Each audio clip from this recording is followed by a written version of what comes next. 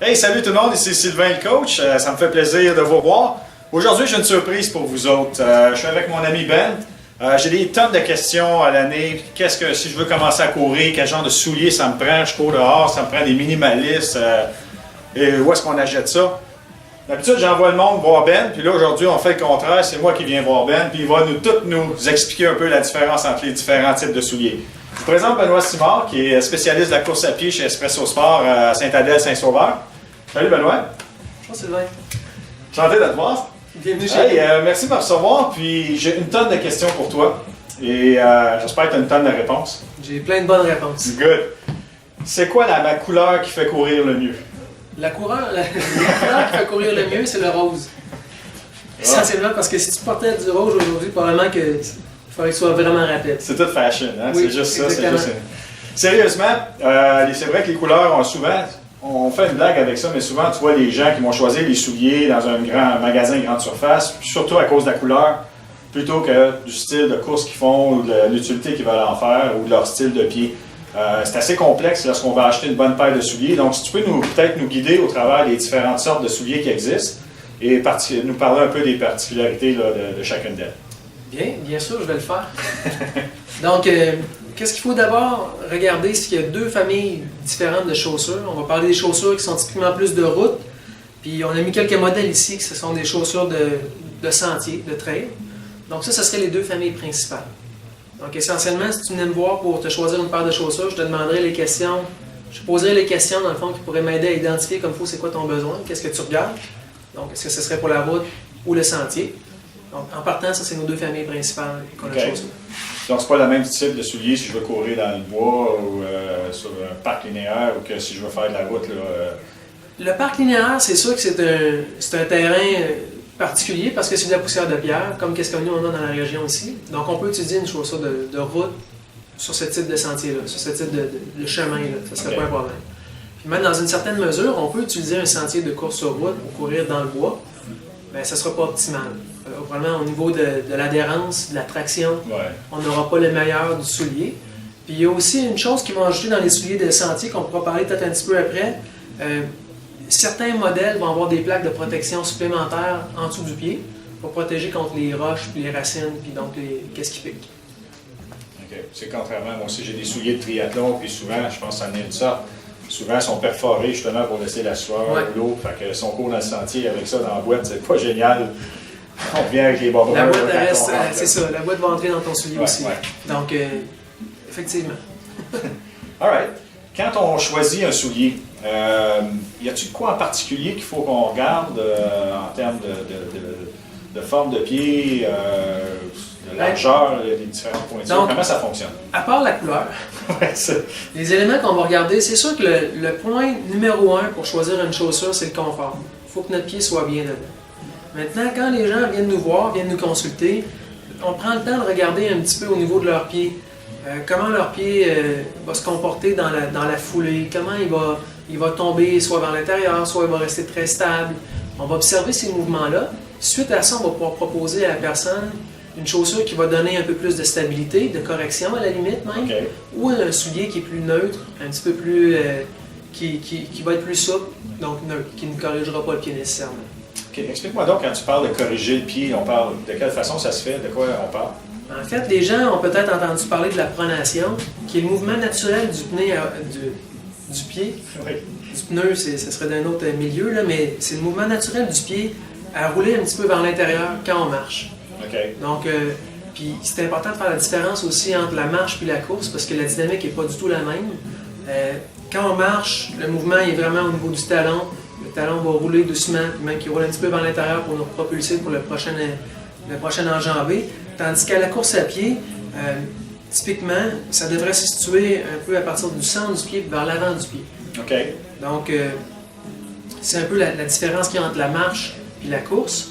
Puis le fait que, dépendamment de la technique des gens, puis dépendamment de leur pied, puis de leur structure à eux, il y a des gens qui vont avoir le pied qui va tomber plus ou moins vers l'intérieur dans leur enjambée, dans leur foulée. Puis si, advenant le cas où est-ce que quelqu'un avait un mouvement qui serait peut-être trop grand vers l'intérieur, des fois un mauvais maintien, ou ça peut être musculaire, ça peut être vraiment de la façon qu'on est fait. Mais si le pied tombait de façon exagérée vers l'intérieur, qui pouvait créer une blessure éventuellement, c'est dans ces situations-là qu'on pourrait recommander une chaussure qui va avoir un support au niveau de la pronation, entre autres dans le soulier, intégré au soulier. Qu'est-ce que c'est ça exactement, ou pour le simplifier le plus possible? C'est une densité de mousse différente à l'intérieur qui va stabiliser le pied dans le mouvement de course. Donc, qui va l'empêcher de trop tomber vers l'intérieur.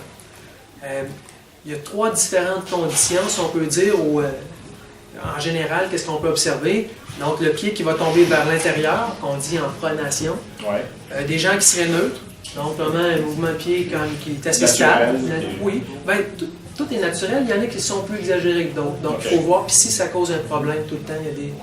Donc, neutre. Puis il y a aussi la supination qui est plus rare, qui est vraiment un pourcentage plus rare de la population. Mais la supination, c'est à l'opposé de quand le mouvement va nous pousser vers l'extérieur comme ça. Donc là aussi, il y a différentes corrections qui peuvent être apportées pour supporter le pied correctement. Mais règle générale, on va parler d'un soulier qui est neutre, qui n'aura pas de compensation aussi, moins de maintien, moins de contrôle. Puis c'est ça. Donc, un soulier neutre ou l'autre version qui est celui qui a une correction de pronation. Puis même là-dedans, il y a différents degrés aussi. OK. Ça, c'est un exemple qui corrige la pronation. C'est bien ça? Puis dans le cas de ce soulier-là ici, je veux dire, c'est visuel, on le voit bien la différence. Je ne sais pas si on peut bien le voir ici à la caméra, là, je vais l'approcher. Vous voyez le milieu ici, le centre, c'est foncé d'une couleur différente.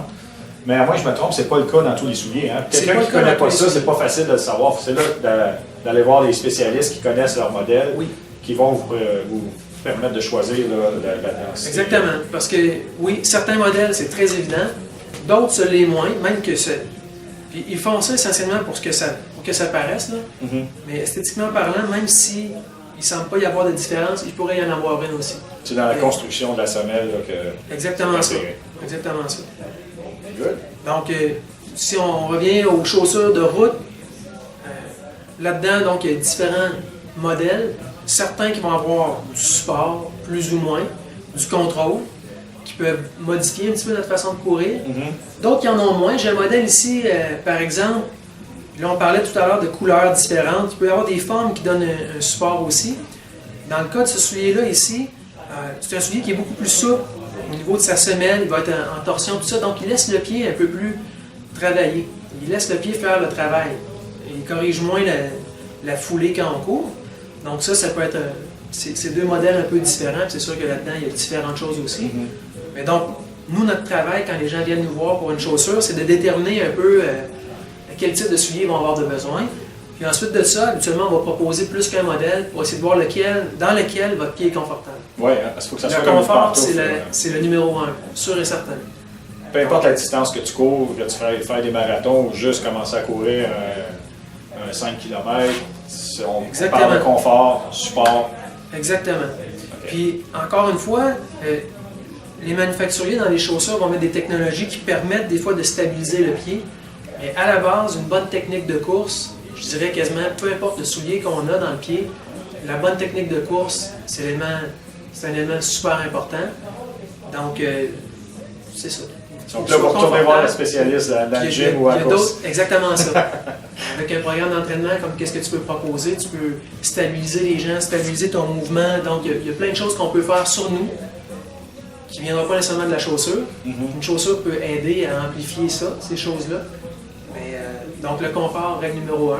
Puis ensuite de ça, la technique de course à pied qui peut être affectée aussi par le soulier. Si on ne choisit pas le bon, ça peut avoir des effets. Okay. J'ai une question pour toi, Ben. Moi, je fais des triathlons. J'ai fait des triathlons longue distance dans les dernières années, des demi-marathons, des marathons. Et il m'est arrivé souvent, j'ai un pied qui est un peu plus gros que l'autre. Mon pied gauche, pas une grosse différence, mais juste assez pour que j'ai déjà acheté une paire de souliers qui était correcte quand je l'ai acheté. Et lorsque j'ai commencé à faire de la longue distance, là, je me suis aperçu là, que les pieds enflent un peu. Et il y a des ongles d'orteil qui disparaissent là, 6 mois plus tard. Quelle grandeur tu conseilles, quel truc tu donnerais quand tu essayes un nouveau soulier, savoir c'est quoi la bonne pointure? Comment on fait pour gager ça? Ben, comme moi, je l'ai appris à... Pour l'apprendre au départ, parfois. Ouais, des fois. Mais c'est un bon point que tu apportes, que le pied va enfler au cours de la journée. Il va prendre, des fois, le fait qu'on peut travailler debout toute la journée, qu'on est plus ou moins actif, Donc, il peut y avoir, dans le fond, un effet d'enflure au niveau du pied. Ce qui est vrai aussi quand on fait des courses de plus longue distance. Il y a plusieurs athlètes de ultra-endurance qui peuvent avoir un soulier, une pointure de chaussure pour leur première partie d'événement, de compétition. Puis dans une deuxième transition, ils vont changer de chaussure, justement parce que leur pied va avoir enflé et ils vont avoir besoin de plus de place dans une chaussure. Donc ça peut arriver. Une des choses que tu mentionnais, c'est que tu as un pied qui était qui s'arrivait plus que l'autre. Ben c'est vraiment, c'est normal. La plupart des gens ont tous un pied plus grand que l'autre. Okay. Ça peut être dû à un affaissement d'un côté plus que de l'autre de la voûte plantaire, peu importe la situation, mais c'est très très fréquent. Puis encore une fois, le confort, c'est ça la règle numéro 1, donc on va s'assurer que le pied plus grand soit confortable. Ça, donc un petit conseil niaiseux, mais qui est super efficace, c'est lorsque la personne t'apporte le soulier pour l'essayer, tu t'assures d'essayer ton pied qui est le plus grand. Absolument. Le plus gros, s'il y a une différence entre les deux, parce que ça peut faire vraiment une différence au bout de la ligne. Là, absolument. Dans le confort. Il y a différentes choses qu'on peut recommander aux gens aussi. Ça peut être parfois, pas que tout le monde arrive à 6 heures, là, mais magasiner ses chaussures un peu sur la fin de la journée, comme ça fait en sorte que déjà notre pied va peut-être être au plus gros, au plus grand de la journée. Donc ça pourrait être un élément. Le temps où est-ce qu'on les magasine. Puis oui, c'est de s'assurer d'essayer les deux pieds. Donc des fois, les gens un peu pressés veulent essayer seulement qu'un côté. C'est bon d'essayer les deux, debout dedans, dans le soulier, pour mettre vraiment le poids comme il faut dans le soulier. Puis éventuellement, nous, on les fait essayer aussi. Donc on a un tapis qu'on peut utiliser pour ça s'il ne fait pas beau, ou encore mieux, c'est de courir dehors avec. On permet ça. Je pense que souvent, les gens nous demandent c'est quoi la différence entre une boutique spécialisée ou un magasin grande surface qui souvent vont offrir un peu les mêmes produits. On a parlé déjà d'aller choisir le soulier en fonction de la forme du pied ou ces choses-là, mais le fait de l'essayer aussi, puis que la personne puisse visuellement voir si tu fais de la pronation, de la supination ou tu as une semelle neutre, définitivement, là, je pense que ça fait partie du service d'un cours. Puis ça, on n'a pas le choix, il faut faire essayer. On regarde, on va observer. Apportez vos chaussures quand vous venez magasiner si vous avez déjà un soulier de course, apportez-le avec vous, on pourra l'analyser comme il faut, voir un peu comment il a usé. Puis donc, ça va nous donner beaucoup d'indices. C'est un bon truc, c'est vrai. Bon, ça donne des indices pour ça. C'est une autre question qui m'est souvent posée, ça, c'est les gens qui courent un petit peu plus. Je vois souvent des gens qui viennent s'entraîner et qui ont les mêmes souliers, je suis sûr, ça fait 10 ans. Ça dure combien de temps un soulier de course? Est-ce que tu changes tout ça quand les pieds te sortent de tous les côtés, qu'il n'y a plus de semelle, ou il faut changer un peu avant? Des fois, ils sont dus pour tondre le gazon, puis il faut savoir le reconnaître quand. Ceux qui courent plus vont, probablement, habituellement, on s'en rend compte. Une petite douleur qui apparaît sur un côté de genou qu'on n'a pas habituellement, une tension qui sort ici, un point dans la hanche qu'on n'a pas habituellement. Ça peut être des indices que notre chaussure a besoin d'être remplacée. C'est difficile de dire une durée de vie exacte pour un soulier parce que dépendamment du poids de la personne, sur la surface sur laquelle elle va courir, le nombre de fois, il y a tellement d'éléments qui vont changer ça, la durée de vie d'une chaussure, que c'est difficile pour moi de dire que ça dure tant de temps. La règle, encore là, à respecter, c'est d'observer si le soulier commence à être usé de façon inégale. Un talon qui est vraiment usé en biseau, ça va vraiment changer le mouvement. Donc ça pourrait créer une blessure. Dès que le soulier, dans le fond, il est déformé, je pense qu'il y a matière à envisager de le remplacer. À magasiner. Oui, à venir me voir. Une autre question que les gens posent souvent, si je m'achète un soulier de course, est-ce qu'il faut que je le mette juste quand je cours ou je peux le mettre tous les jours pour me promener? Puis, idéalement, moi je vais recommander parce qu'un soulier, c'est un outil. Puis au même titre, tu parles de travail, une botte de travail, ça a une utilité pour travailler sur un chantier, disons ça comme ça. Une chaussure de course, idéalement, on va l'utiliser pour courir. Jusqu'à temps qu'elle soit morte. Oui, après ça, c'est sûr. Après ça, on fait un peu loose, puis on va magasiner, puis on fait ce qu'on veut avec. Mais idéalement, moi, j'utiliserais mes chaussures que pour ça. Okay. Même dans mes chaussures, j'en ai que j'utilise pour faire des activités spécifiques. Mais oui, donc, une chaussure de course, ça sert à courir. Parce que sinon, ça va la faire user d'une manière peut-être qu'elle n'userait pas quand on court, parce qu'on marche différemment, comme on disait tout à l'heure. Puis aussi, ça va la faire user prématurément pour la course. Donc, si on l'utilise tout le temps, ça use plus vite. On va nous voir plus souvent au pays. C'est au pays certain. On a parlé de chaussures de route, les deux modèles traditionnels, celui qui est plus pantoufle, plus léger. Plus léger. Il y a vraiment des différences de poids là-dedans aussi. Donc, d'une chaussure qui est dite... Ben, c'est deux chaussures un peu traditionnelles, mais avec des caractéristiques différentes. Ouais. On voit l'apparition des chaussures ici, comme le Hoka One One, qui est vraiment quelque chose... Bon, c'est impressionnant qu'on le regarde comme ça, là, mais c'est une absorption maximale. Donc, encore là, les gens sont souvent étonnés parce qu'on regarde cette chaussure-là, on se dit « Wow, le pied est surélevé ». Tout est relatif. Le pied est vraiment dans la chaussure aussi. Donc, le talon va être calé dans la chaussure. On n'a pas l'impression d'être sur des talons hauts. Là. Non, absolument pas. Donc, c'est une chaussure qui va donner un maximum d'absorption. Des fois, pour ceux qui font des entraînements à très longue distance, ça peut être un bénéfice à avoir plus d'absorption. Des gens qui reviennent de certaines blessures, certains types de blessures au pied, par exemple. La chaussure, c'est sûr que c'est le plus d'absorption. Elle va prendre une partie de l'impact qui serait normalement aller directement sur le pied. Donc ça, c'est quelque chose qui peut être envisagé pour ceux qui courent longtemps, mais une question de confort, c'est vraiment ultra confortable. Maintenant, ces souliers sont quand même assez légers, par rapport même, de devoir lui faire confiance. Là. Ouais, ben, il est quand même pas si pesant que ça. Non, c'est très semblable aux autres. Mais essentiellement, lui, c'est pour apporter le maximum d'absorption.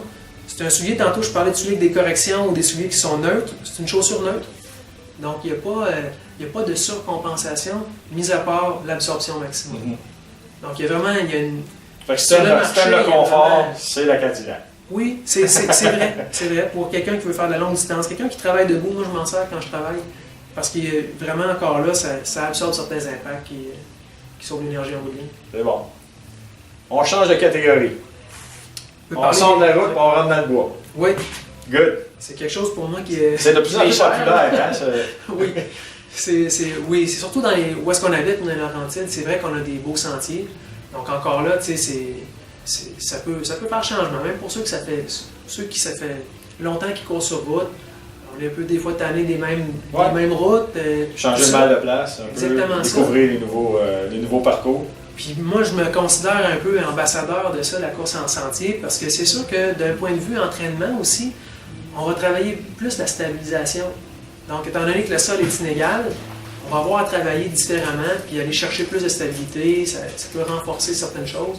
Donc, c'est une belle option aussi pour varier son entraînement. Courir dans le bois, ça fait toujours bien. Puis ici, je ne me trompe pas, et ça va directement avec la nouvelle vague de tout ce qui est Spartan Race, Mud Race, puis ces choses-là, c'est le genre de souliers que les gens vont utiliser? Oui, pour ce type d'événement-là, oui, parce qu'effectivement, il y a le mot boîte à peu près dans toutes les... ça implique beaucoup de la boîte, de l'eau et de la terre. Il faut frotter sûrement, mais effectivement, qu'est-ce qui va différencier la chaussure trail d'une chaussure de route? Bien, évidemment, il y a au niveau de la semelle, le crampon.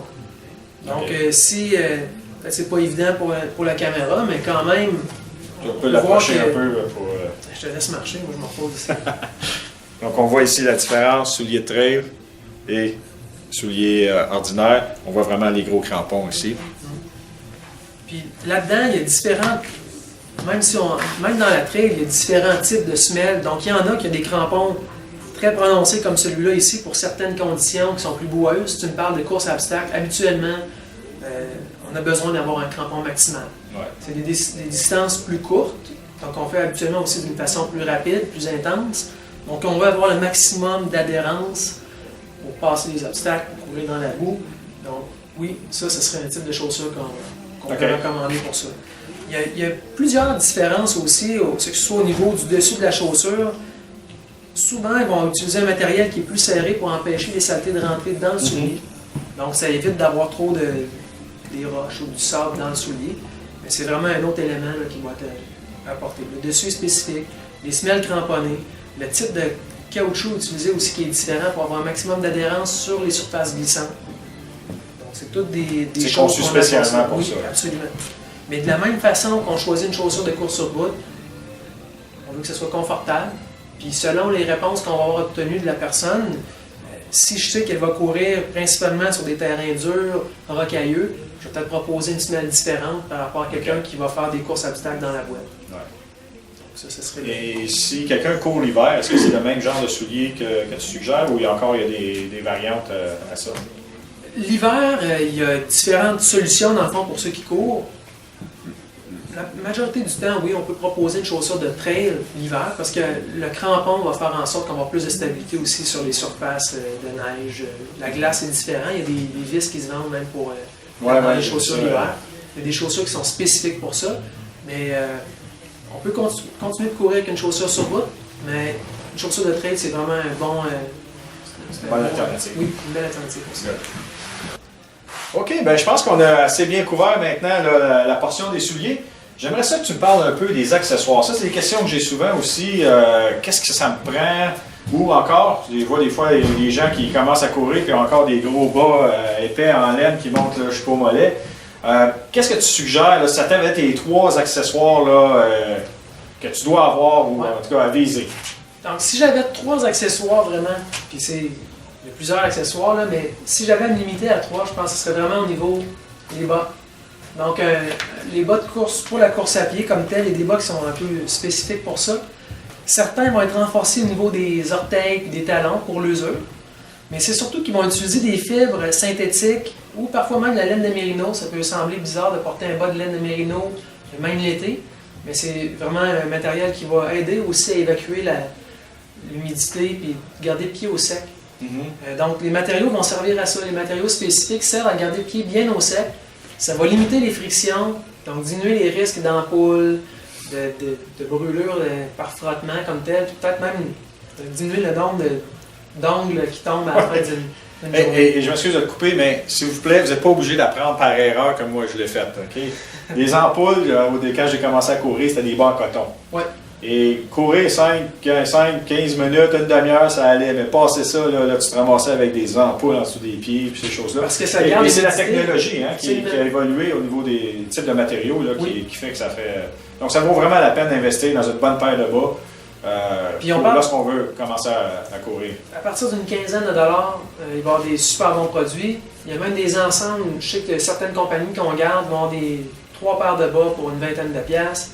Mais des matériaux qui sont de qualité, des matériaux synthétiques, donc qui aident à garder le pied au sec, évacuer l'humidité le plus possible, qui vont être cintrés d'une façon aussi qui ne bougera pas sur le pied le bas. Ouais. Donc il va y avoir un élastique peut-être plus au centre du pied pour le tenir bien en place. Il y a même des bas qui sont gauche-droite. Oui, j'ai remarqué ça dans les dernières années. Un côté années. spécifique. Puis le côté spécifique rend ça justement pour faire en sorte que le bas il tienne mieux sur le pied, qu'il roule moins sur le pied quand on court, donc il ne se déplace pas non plus pendant qu'on court. Parfait. Donc, un des éléments qui est, des fois, qui est un peu sous-estimé, les bas. C'est la première chose que tu veux accompagner là, si tu veux commencer. Là, évidemment, Absolument. les souliers, mais les bas, ça serait ensuite. Oui. Et en numéro 2, qu'est-ce que tu suggères? Ensuite de ça, les shorts. Okay. Même chose, au même niveau que les bas, on veut avoir des matériaux techniques qui vont aider à évacuer le plus possible la transpiration, l'humidité, pour diminuer au maximum le risque d'irritation et d'inconfort.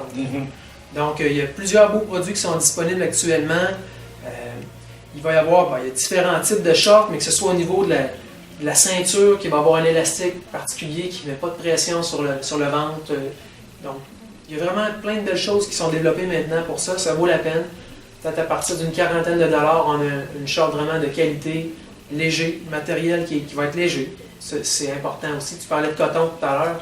Ouais. Une fois que quand la transpiration embarque là-dedans, que ça devient lourd, c'est S'ils pas cherchent à agréable. descendre tout seul. C'est en plein ça. Hein? On voudrait éviter ça au maximum. Et, je pense que maintenant, toutes les compagnies vont s'assurer qu'il y en a. Mais si vous faites de la course un petit peu de moyenne longue durée, des fois vous voulez vous amener un gel ou quelque chose, des poches ou juste mettre vos clés.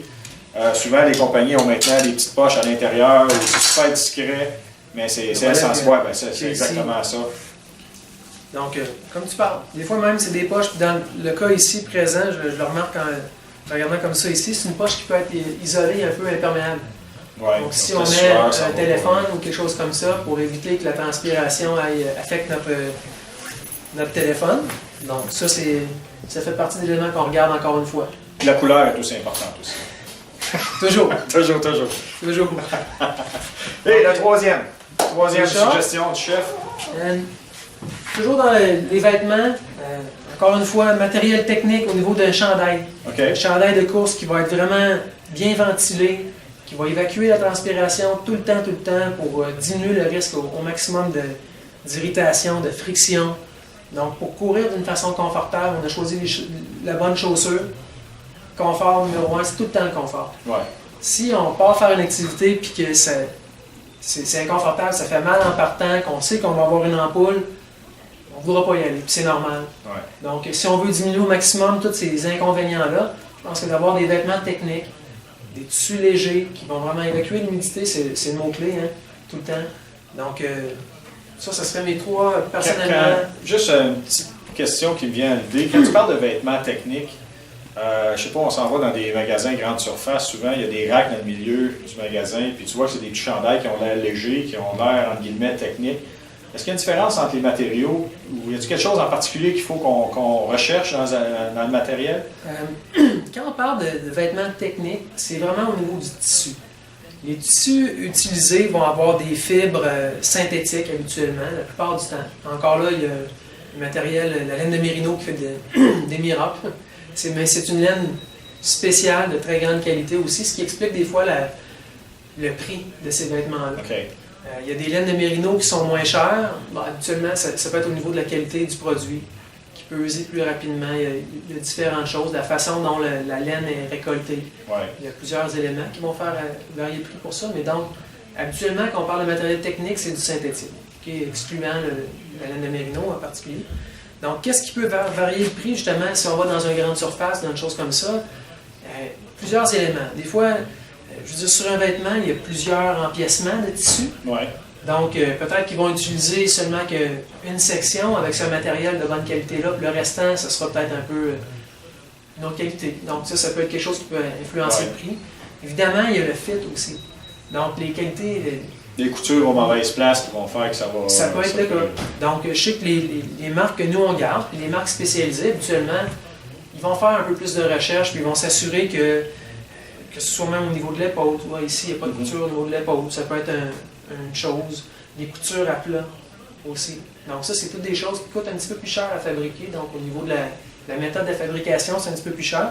Puis ça peut justifier la différence de prix qu'il va y avoir entre les produits dans les boutiques spécialisées qu'est-ce qu'on retrouve dans les grandes surfaces. Parfait. Donc, peut-être au niveau de la coupe, au niveau de plein de petits détails comme ça qui font qu'un vêtement peut avoir des prix différents aussi. Good, good.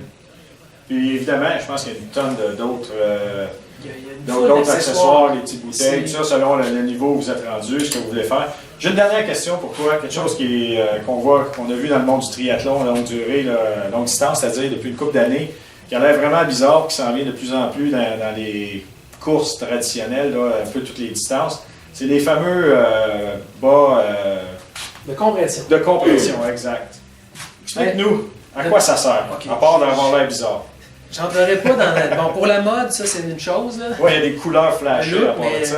C'est très traditionnel, le classique. Oui, oui, ça, c'en est un bas noir comme ça ici, mais essentiellement, je ne vais pas entrer dans tous les détails techniques sur le comment ça fonctionne, mais un bas de compression, qu'est-ce que ça fait? Ça compresse. Donc, il va donner vraiment un meilleur maintien musculaire aussi. Okay. Donc, pendant l'activité, qu'est-ce qui peut être un des avantages qu'on peut retrouver avec un bas comme ça de compression? C'est vraiment le maintien musculaire au niveau du mollet.